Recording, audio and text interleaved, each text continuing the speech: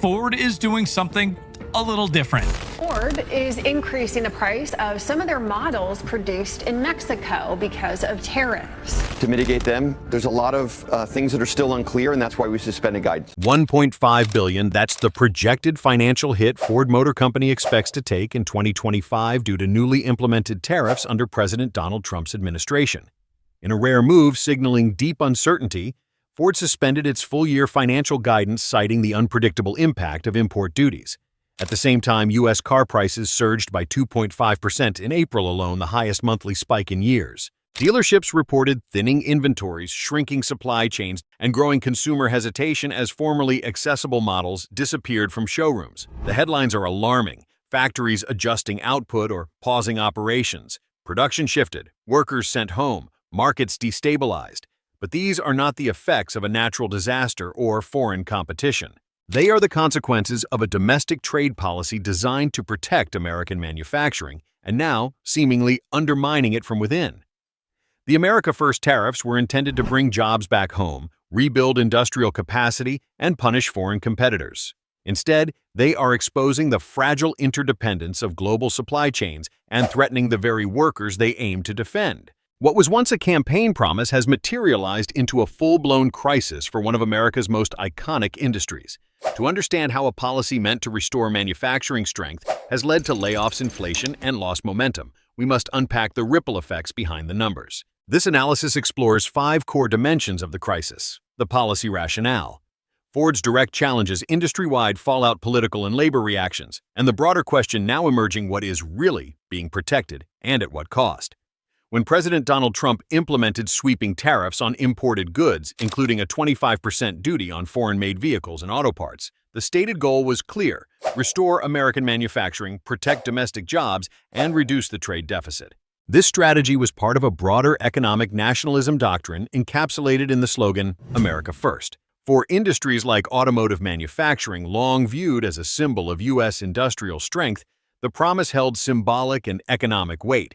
In theory, these tariffs were intended to act as a deterrent against outsourcing.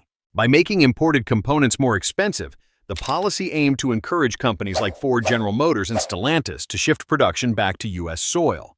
Supporters argued that such moves would revitalize hollowed-out manufacturing towns, raise wages, and restore national economic sovereignty.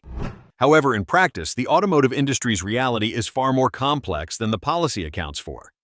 Modern car manufacturing is deeply globalized and interdependent.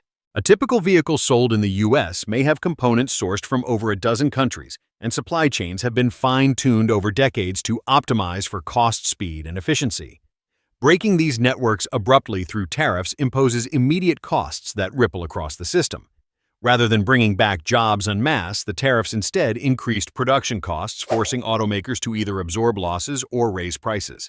The result has been financial strain on companies like Ford, which recently announced an expected $1.5 billion loss in adjusted earnings for 2025, linked directly to tariff impacts. While intended as a lever for economic resurgence, the policy has instead contributed to market uncertainty, increased consumer prices, and pressured U.S.-based operations that rely on global parts. Moreover, the timing of these tariffs clashes with the industry's broader transition toward electric vehicles (EVs), which rely heavily on international supply chains, especially for batteries and semiconductors, most of which are produced in Asia. This makes the tariff strategy not only economically disruptive, but strategically misaligned with the industry's trajectory. Among U.S. automakers, Ford Motor Company has become one of the most visible casualties of the new tariff environment.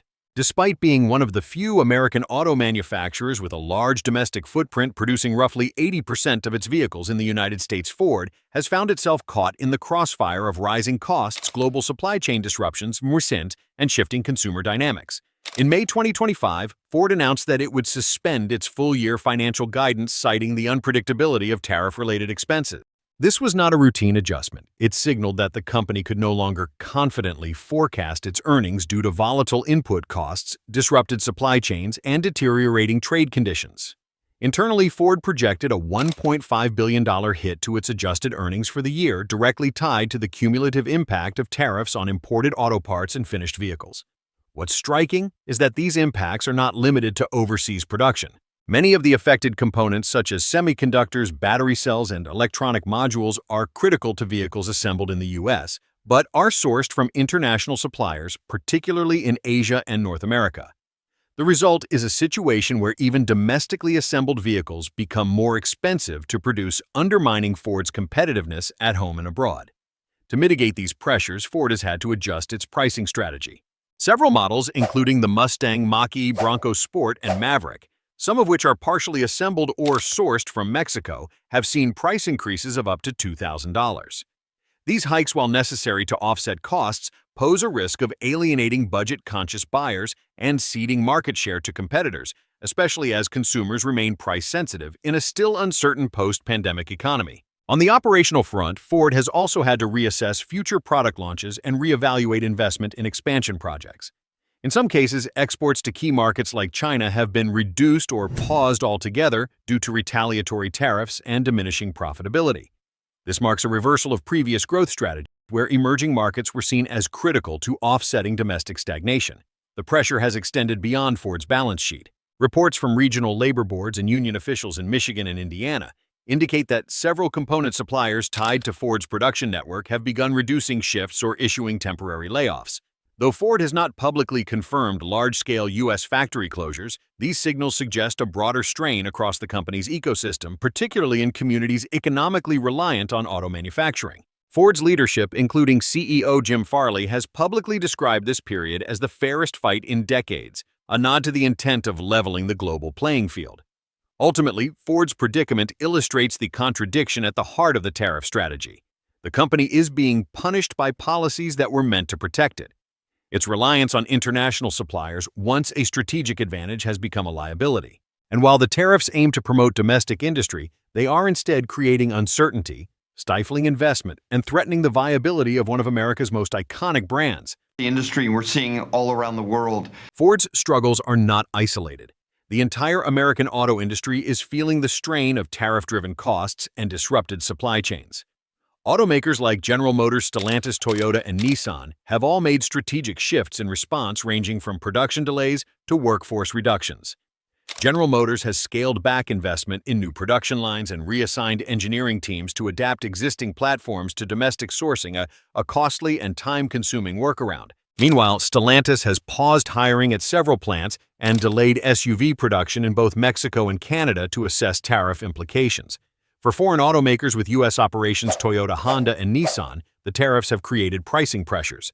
These companies, though not directly targeted, depend on cross-border parts flow and are now raising vehicle prices to absorb rising costs, risking market share erosion.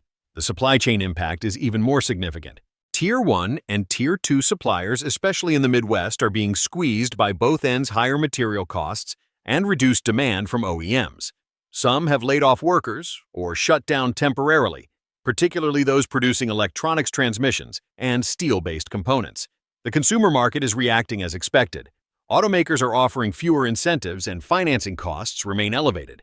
The end result: consumers pay more and buy less. Taken together, the industry is entering a period of contraction, not growth, driven not by a lack of demand, but by cost-push inflation and structural supply barriers. A strategy meant to boost domestic industry is now disrupting its core operation, creating uncertainty and forcing companies into reactive mode rather than long-term innovation. The political response to the unfolding disruption in the auto sector has been sharply divided, reflecting broader tensions around trade labor and economic nationalism. From the Trump-aligned political camp, the tariffs are still being defended as a necessary corrective. President Trump and his allies argue that the short-term pain will ultimately force companies to bring manufacturing back to the U.S. They should have returned to production long ago, Trump said in a recent press interaction, downplaying Ford's projected $1.5 billion loss as an expected adjustment. To supporters, this is proof of tough leadership putting long-term national interests over corporate convenience. But industry experts and labor leaders disagree. Union officials, particularly those representing workers in Michigan, Indiana, and Ohio, have expressed growing concern over job security and the lack of policy coordination. They argue that tariffs were imposed without a plan to help domestic supply chains scale up or retrain affected workers. For communities that rely heavily on auto plants, the consequences are already being felt: reduced shifts, layoffs, and rising local unemployment rates. On the other side of the political aisle, Democratic leaders and moderate Republicans have criticized the tariffs as economically reckless. They note that without significant investment in domestic infrastructure, particularly for critical EV components, the policy is likely to backfire. "You can't tariff your way to a supply chain," one Democratic senator remarked during a recent oversight hearing. Meanwhile, state and local governments are caught in the middle. Mayors in manufacturing-heavy regions have begun lobbying Washington for relief funding and calling for clearer trade rules. But in the absence of federal support, their efforts are largely symbolic. Beyond short-term disruptions, the current tariff-driven trade environment poses serious long-term risks to the strategic positioning of the U.S. auto industry. What began as a protective measure is now threatening the very competitiveness it aimed to restore. At the center of this issue is the fragmentation of North American supply chains, which have been built over decades through NAFTA and later USMCA. These networks allowed automakers to optimize production by balancing labor costs, logistics, and specialization across borders. Tariffs that disrupt this integration don't just raise costs, they undermine operational efficiency and scale. Companies like Ford and GM cannot simply reshore their supply chains overnight. Critical components such as semiconductors, lithium-ion batteries, and advanced electronics are either not produced in the U.S. at scale or require years of infrastructure investment to localize. As a result, tariffs on these inputs increase costs without creating viable alternatives, leaving automakers squeezed between government policy and global market realities. Another long-term consequence is the loss of global market share. As China and the EU impose retaliatory tariffs on American vehicles, U.S. automakers face declining competitiveness abroad. Automakers. Exports to markets like China, once a key growth opportunity, are being replaced by European and Korean alternatives. Meanwhile, U.S. car prices rise both domestically and overseas, eroding brand loyalty and affordability. Investment behavior is also shifting. Companies are now more likely to delay or cancel long-term innovation projects, especially in EV development where margins are thin and global competition is fierce. Rather than pushing ahead with bold investments, many firms are in defensive mode, managing risk instead of expanding capacity. Strategically, this environment sends the wrong message to global investors. A volatile trade regime lacking predictability or bipartisan support creates uncertainty that deters investment in U.S. manufacturing. At a time when the country should be scaling up green tech, reindustrializing with advanced manufacturing, and securing critical mineral supply chains policy, unpredictability is doing the opposite. The Trump-era tariffs were meant to protect American manufacturing, but in practice, they've added costs, disrupted supply chains, and weakened the very industry they aim to support. Ford's $1.5 billion and industry-wide uncertainty reflect a deeper problem. Tariffs were applied without a supporting industrial strategy. Protectionist measures alone aren't enough. Without investment in domestic production, supply chain resilience, and workforce development, these policies risk doing long-term damage. To move forward, the U.S. must pair trade actions with targeted economic policy supporting innovation, regional cooperation, and real industrial growth. Otherwise, America First may continue to fall short, not in vision, but in execution.